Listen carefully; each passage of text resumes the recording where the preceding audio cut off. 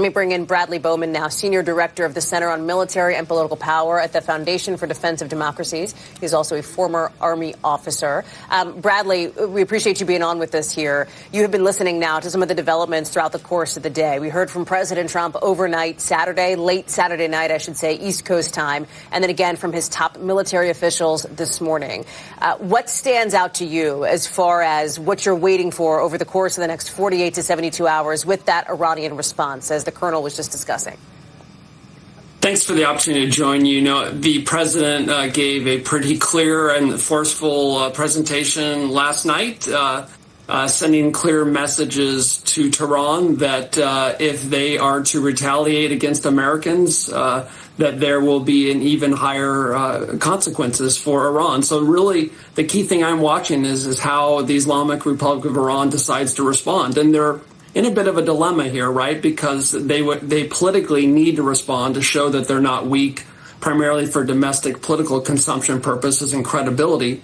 But I think at this point, a reasonable observer would have to say that Trump means what he says, and that if they attack U.S. troops in Iraq, for example, or elsewhere in the Gulf, or even hit Americans at home or soft targets abroad or our diplomatic facilities, that President Trump will respond and respond with even greater force. And frankly, both Israel and the United States now have the means to hit anything we want in Iran above ground or below ground. And the Supreme Leader and other key advisors in Tehran know that. So it's really, that's the main thing I'm watching, is how Iran decides to respond.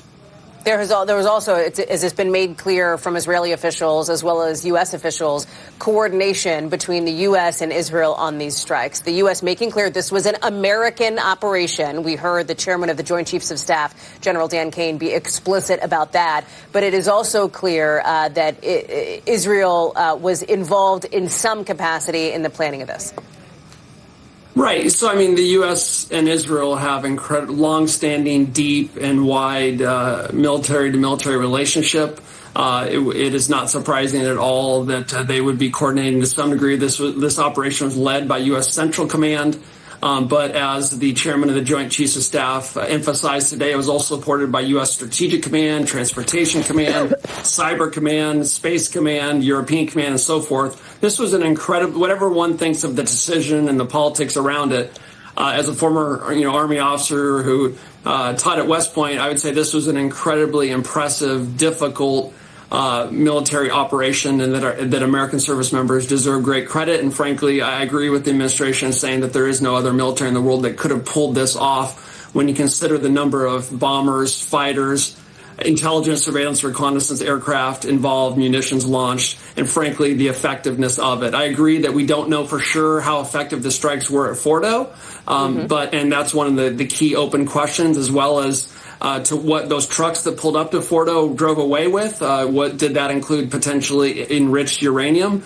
So there are several questions that need to be answered in the coming days. But the big variable to watch is how Iran responds, and and then how the Trump responds to that. The Trump administration responds to that. Bradley Bowman, thank you for being with us with our continuing coverage here on NBC.